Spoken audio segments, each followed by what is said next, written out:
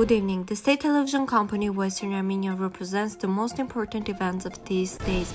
Today's broadcast: interview with the Republic of Armenia representative at the European Court of Human Rights. About 3 kilometers of the Shushi-Lisagor highway have been demined. More than 55,000 refugees returned to Artsakh. The Russian military has deployed a military hospital in Stepanakert. Turkey wants to improve relations with the United States because of disagreements with Russia. France cooperates with UNESCO for preservation of Artsakh historical and cultural objects. The 1,500-year-old Nuhrut church in Western Armenia. On Western Armenia TV, Nuhrut, a representative of the interests of prisoners of war, presented the latest information on citizens held captive in Azerbaijan, the progress of cases before the European Court, and the results of cooperation with the Red Cross. The Committee of Armenians of Western Armenia is going to apply to the European Court to play an active role in the return of prisoners of war. Nuhrut noted that a comprehensive approach should be shown in this issue. Any effort can help improve the situation. You can watch the interview on our official YouTube channel. The servicemen of the International Anti-Mine Center of the Ministry of Defense of Russia continue demining activities in the area of responsibility of the Russian peacekeeping contingent in Artsakh. According to the Russian Defense Ministry, Russian engineering intelligence units are carrying out demining works in the areas between the peacekeeping checkpoints, settlements, and social infrastructure. The specialists of the center carried out engineering exploration and removal of explosive objects on the Shushi-Lisagor road. In a section of about 3 kilometers, in one day, more than 100 explosive devices were found which were destroyed. On November 29, the Russian peacekeepers accompanied another convoy of buses which transported another group of refugees from Armenia to Artsakh. This was reported by the Russian Defense Ministry. Buses transported 1,699 people from Yerevan to Stepanakert. The convoy was accompanied by Russian peacekeeping patrols and military police. The safe movement of buses transporting civilians returning to their homes in Stepanakert was ensured by Russian military. It is noted that more than 55,000 refugees have returned to Artsakh for permanent residence. The Russian Defense Ministry has set up a field hospital in Artsakh, RIA Novosti reports.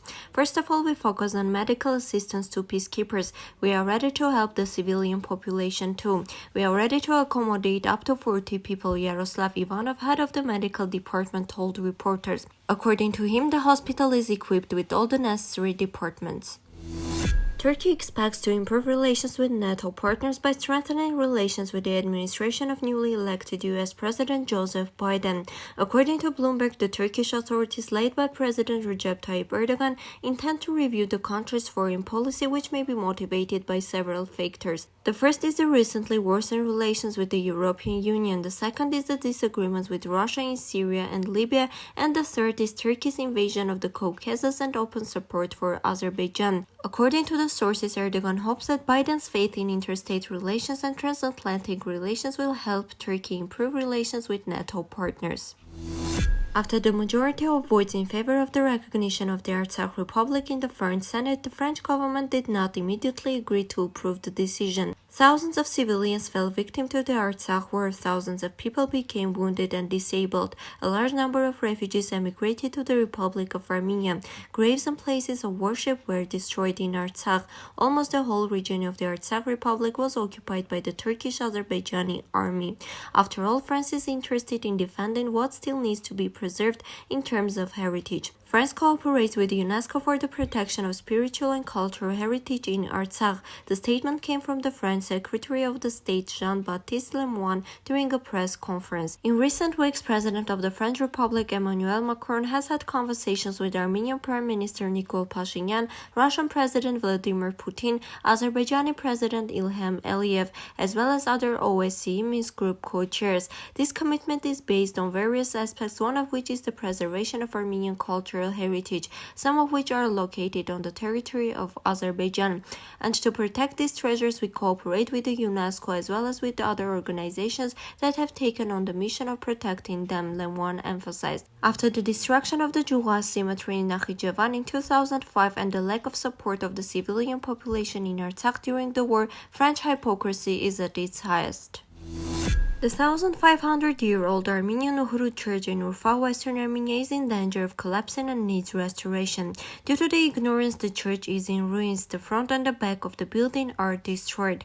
Most of the basilica-style church has survived to the present day. The ruins of the church, despite its destroyed condition, retain their majesty. Nuhrut church is one of the important cultural values of the city. Residents of the city regret that it may collapse. Now let us represent your attention a song by Sasna-Ծռեր.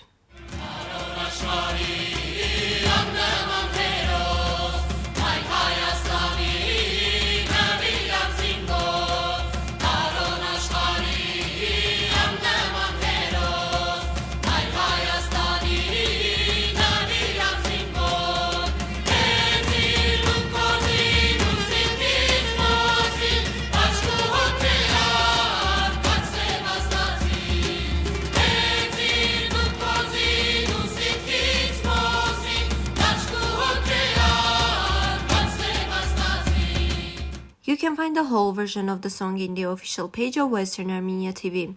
This was